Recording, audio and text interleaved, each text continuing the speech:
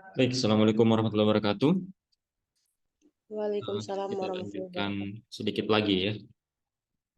Jadi saya review sedikit dulu yang tadi kita turunkan ya. Jadi di dalam kalkulus variasi kita punya bentuk integral seperti ini ya, integral suatu fungsional di mana di dalam fungsional tersebut terdapat fungsi y. Jadi inputnya itu adalah fungsi y dan turunan dari fungsi y tersebut ya terhadap x. Ya. Jadi y itu merupakan fungsi x dan y aksen itu adalah dx. Nah, kita ingin mencari bagaimana bentuk y di sini, bentuk fungsi x ini, sedemikian sehingga ketika kita masukkan ke dalam fungsional tersebut, dia akan meminimumkan nilai dari i ini ya, atau integral ini. Nah, fungsi x ini itu bisa kita fungsi x itu sejatinya mendeskripsikan suatu kurva ya, yang menghubungkan antara titik x1 dan x2 seperti dalam plot ini. Nah, ada begitu banyak plot yang mungkin atau ada begitu banyak kurva yang bisa kita gambarkan di sini yang menghubungkan antara X1 dan X2, tapi hanya ada satu kurva sejatinya yang membuat integral ini menjadi minimum ya. Sehingga kita bisa menyatakan bahwa di sini Y0X itu adalah kurva yang berwarna merah. Ini adalah kurva yang membuat I menjadi optimum. Sedangkan variasi dari kurva yang merah tersebut, yaitu kurva ungu, hijau, dan yang lainnya, itu merupakan suku tambahan atau suku variasi dari kurva yang membuat I menjadi minimum. Di sini YX secara umum itu adalah Y0X ditambah dengan alpha eta X. Sehingga ketika kita masukkan ke dalam integralnya sekarang, maka fungsi Y di sini tidak lagi hanya merupakan fungsi X saja, tapi juga merupakan fungsi alpha. Nah, bagaimana cara mendapatkan nilai fungsi Y yang meminimumkan I? Tentunya kita turunkan dia terhadap alpha ya. Dan ketika di titik alpha sama dengan 0, maka dia akan sama dengan 0 dan itu merupakan syarat optimumnya. Jadi integral ini kita turunkan terhadap alpha.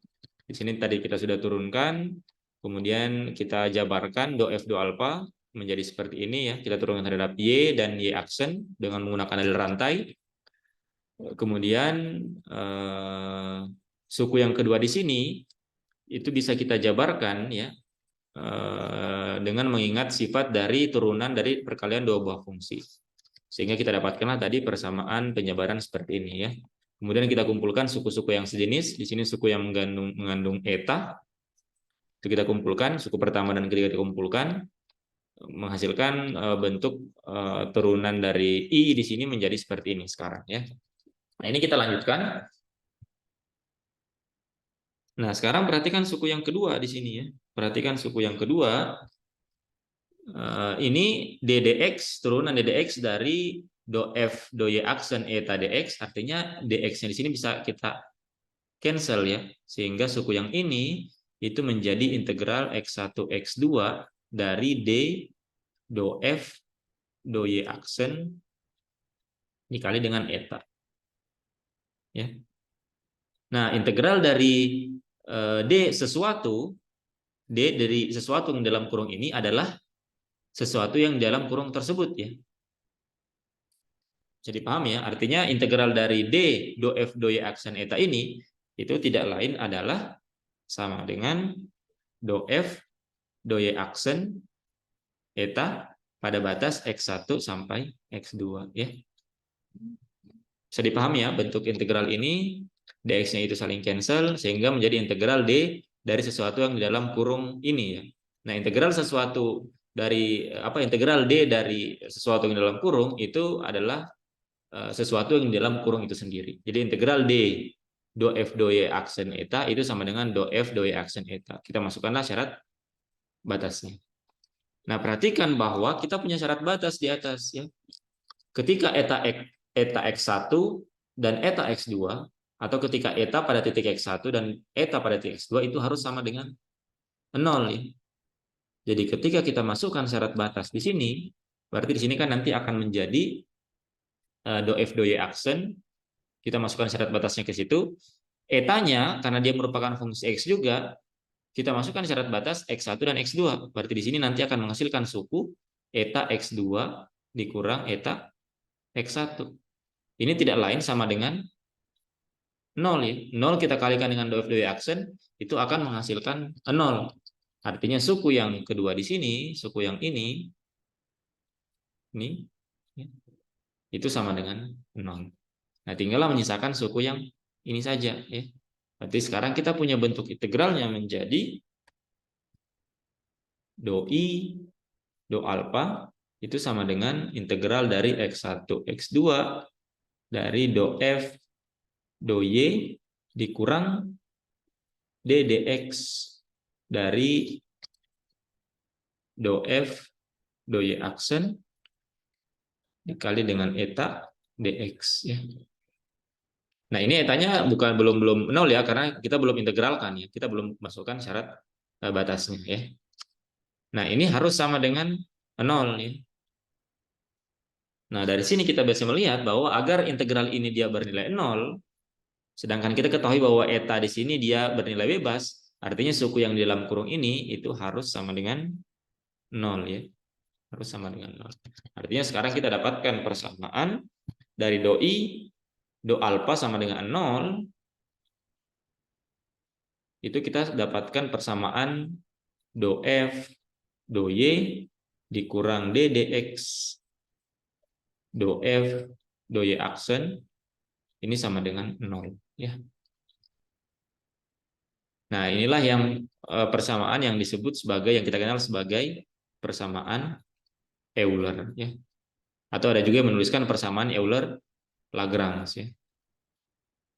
Nah, persamaan ini merupakan persamaan yang sangat fundamental ya. Jadi dari variasi aksi di atas ya, atau dari integral aksi di atas, kita menurunkan suatu persamaan yang disebut sebagai persamaan Euler. Di mana persamaan ini itu berasal dari optimalisasi atau kita meminimumkan integral aksi atau integral yang kita punya dalam kalkulus variasi di atas ya.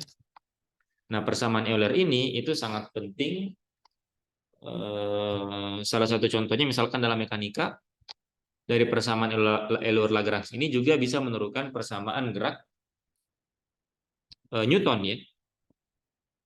Jadi persamaan Euler ini juga bisa menurunkan persamaan gerak dari suatu partikel, sama halnya persamaan gerak yang dirumuskan oleh persamaan Newton. Jadi sejatinya persamaan Euler ini merupakan persamaan yang lebih umum. Dan dia tidak hanya berlaku di mekanika saja, tapi juga di sub-sub bidang yang lain. Ya. Nah, nantinya kita akan lihat contoh-contoh pemanfaatan dari persamaan Euler ini untuk memecahkan persoalan-persoalan terkait dengan optimalisasi suatu fungsi ya. Oke, saya kira hari ini materi kita cukup sampai di sini. Hari ini kita sudah masuk ke dalam formulasi dari kalkulus variasi dengan tentunya menggunakan prinsip optimalisasi suatu fungsi. Nah, kebanyakan di dalam fisika itu kita meminimumkan suatu fungsi ya. Jadi optimalisasinya adalah dengan meminimumkan suatu fungsi. Nah, salah satu turunannya adalah kita menurunkan suatu persamaan yang sangat fundamental, yaitu persamaan Euler ya, persamaan. Nah, nanti kita akan di pertemuan selanjutnya kita akan lihat bagaimana aplikasi dari persamaan Euler ini dalam memecahkan fenomena-fenomena fisis yang ada ya. Oke, saya kira pertemuan hari ini cukup sampai di sini. Sampai ketemu di pertemuan selanjutnya.